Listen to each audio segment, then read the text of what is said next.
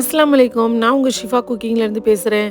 இன்றைக்கி நம்ம என்ன ரெசிபி பார்க்க போகிறோன்னா, உருளைக்கிழங்க வச்சு ஒரு சூப்பரான கிரேவி தான். இது இட்லி, தோசை, பூரி, சப்பாத்தி, சாதம் எது கூட வேணாலும் வச்சு சாப்பிட்லாம். இது எல்லாத்துக்குமே ஏற்ற ஒரு சைட் டிஷ்ஷாக இருக்கும். வாங்க எப்படி செய்கிறதுன்னு சொல்கிறேன். ஒரு பேனில் தேவையான அளவு எண்ணெய் சேர்த்துக்கோங்க. 2 பட்டை, 2 ஏலக்காய், 2 கிராம் சேர்த்துருக்கேன். இந்த பட்டை ஏலக்காய் லேசாக பொரிஞ்ச உடனே 2 பெரிய வெங்காயத்தை சின்ன சின்னதாக வெட்டி இதில் சேர்த்துக்கோங்க.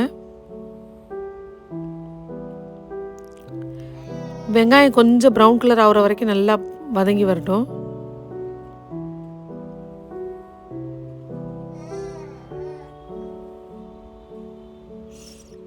இந்த கிரேவிக்கு வெங்காயத்தை நீங்கள் ரொம்ப பொடியாக கட் பண்ணாதான், அப்போ தான் நல்லா கிரேவியோட சேர்ந்த மாதிரி இருக்கும். ரொம்ப பெருசாக இருந்தால் தனியாக வாயில் கடிபடுற மாதிரி இருக்கும். பாருங்கள், வெங்காயம் நல்லா வதங்கி கலர் மாறி வரும்போது 2 பெரிய சைஸ் தக்காளியை சின்ன சின்னதாக கட் பண்ணி இதில் சேர்த்துக்கிறேன்.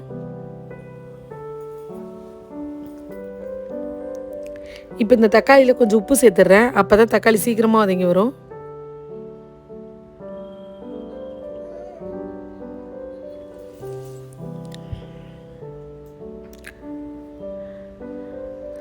தக்காளி நல்லா வதங்கட்டும். ஒரு நிமிஷம் மூடி வச்சுருவோம்.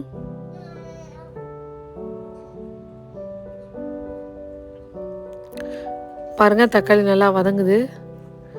ஆனால் இன்னும் கொஞ்சம் பெருசாக தான் கிடக்கு.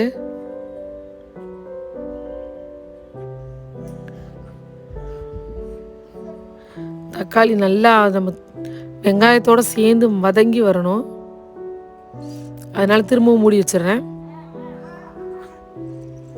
இப்போ பாருங்கள், நல்லா வதங்கிருச்சு. இந்த டைமில் 1.5 ஸ்பூன் இஞ்சி பூண்டு பேஸ்ட் சேர்த்துக்கிறேன்.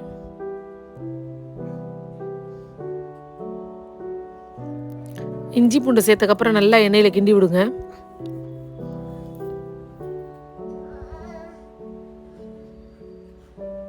இப்போ இதில் ஒரு 2 கொத்து கருவேப்பிலையை உருவி சேர்த்துக்கிறேன். அதோட 3 பச்சை மிளகாவை நேராக 2 கீறி வச்சுருக்கேன். அதையும் இதில் சேர்த்துட்றேன்.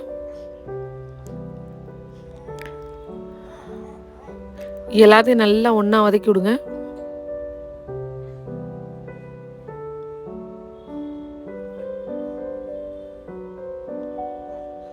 இப்போ இதில் 1.5 ஸ்பூன் மிளகாத்தூள் சேர்த்துருக்கேன்.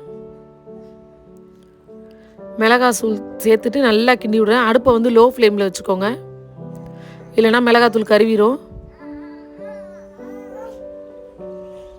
இங்கே நான் ஒரு கிண்ணத்தில் 1 கப் தயிர் எடுத்திருக்கேன். அதில் 1.5 ஸ்பூன் ஜீரகத்தூள், 2 ஸ்பூன் தனியாத்தூள், 1/4 ஸ்பூன் மஞ்சள் தூள், இது எல்லாத்தையும் நல்லா மிக்ஸ் பண்ணி விடுங்க.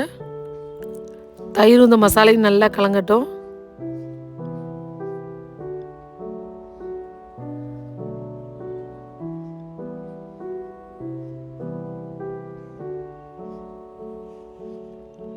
பாருங்கள், இப்போ மசாலா எல்லாத்தையும் நல்லா மிக்ஸ் பண்ணிட்டேன் தயிரோடு சேர்த்து. இப்போ நம்ம வதக்கி வச்சுருக்கோம்ல, அதில் நான் கலக்கி வச்சுருக்க தயிர் மிக்ஸை தூக்கி சேர்த்துட்றேன். சேர்த்து நல்லா எண்ணெயில் கிண்டி விடுறேன். கிண்டி விட்டு அந்த கிண்ணத்தில் நல்லா தண்ணியை சேர்த்து, உங்களுக்கு தேவையான அளவுக்கு கிரேவிக்கு எந்த அளவுக்கு தண்ணி தேவையோ அந்த அளவுக்கு சேர்த்துக்கோங்க.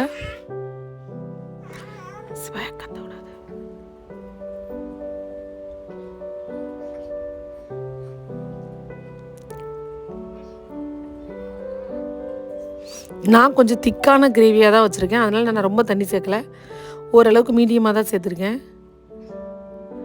உங்களுக்கு எப்படி கிரேவி தேவையோ அந்த அளவுக்கு நீங்கள் தண்ணி வச்சுக்கோங்க. நான் கொஞ்சம் திக்காக வச்சுருக்கேன். அது இப்போ கொதி வர ஆரம்பிக்கட்டும்.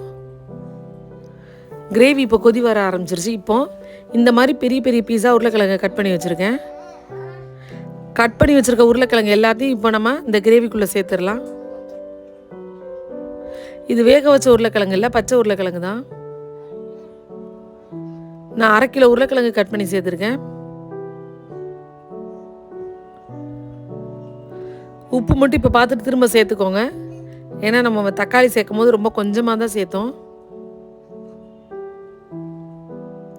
இப்போ ஒரு 10 நிமிஷம் அடுப்பு லோ ஃப்ளேம்லேயே நல்லா கொதிச்சிருச்சு பாருங்கள். நல்லா சுற்றி எண்ணெய் பிரிஞ்சு வந்து உருளைக்கிழங்கும் நல்லாவே வெந்துருச்சு. இதில் முக்கியமான விஷயம் என்னென்னா, நீங்கள் கொதிக்கும் போது வந்து அடுப்பு லோ ஃப்ளேமில் வச்சு ஒரு 10லேருந்து 15 நிமிஷம் அப்படியே மூடி வச்சிடணும். அப்போ தான் கிரேவியும் நல்லா கொதிச்சு வந்திருக்கும், உருளைக்கிழங்கும் நல்லா வெந்திருக்கும். கடைசியாக ஒரு ஸ்பூன் கஸ்தூரி மேத்தி போட்டு ஒரு மிக்ஸ் பண்ணி அடுப்பு ஆஃப் பண்ணிடுங்க. அவ்வளவுதான், ஒரு சூப்பரான உருளைக்கிழங்கு கிரேவி ரெடி ஆகிடுச்சு. நீங்களும் உங்கள் வீட்டில் இதே மாதிரி ட்ரை பண்ணி பாருங்கள். ட்ரை பண்ணி பார்த்துட்டு எப்படி இருந்துச்சுன்னு கமெண்டில் சொல்லுங்கள். என்னோட இந்த ரெசிபி உங்களுக்கு பிடிச்சிருந்துச்சுன்னா என்னோடய சேனலை லைக் பண்ணுங்கள், ஷேர் பண்ணுங்கள், சப்ஸ்கிரைப் பண்ணுங்கள். மறந்துடாமல் பெல் ஐக்கானை கிளிக் பண்ணுங்கள். அப்போ தான் நான் போடுற வீடியோஸ்லாம் உங்களுக்கு நோட்டிஃபிகேஷனில் வரும். சூப்பர். சப்ஸ்கிரைப் பண்ணுங்க. தேங்க்யூ.